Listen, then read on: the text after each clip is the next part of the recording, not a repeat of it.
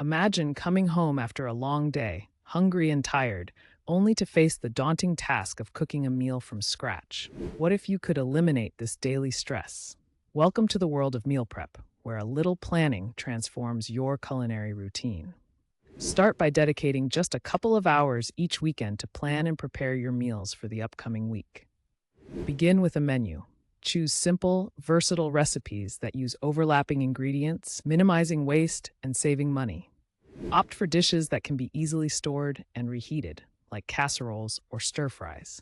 Once your menu is set, create a detailed shopping list.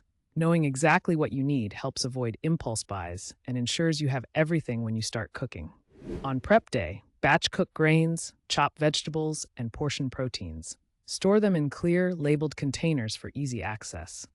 By organizing your meals in advance, you're not only saving time, but also encouraging healthier eating habits, as home-cooked meals often have less salt, sugar, and unhealthy fats than takeout.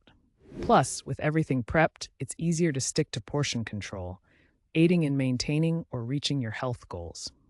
Meal prep isn't just about food, it's about reclaiming your time and reducing daily stress, one meal at a time.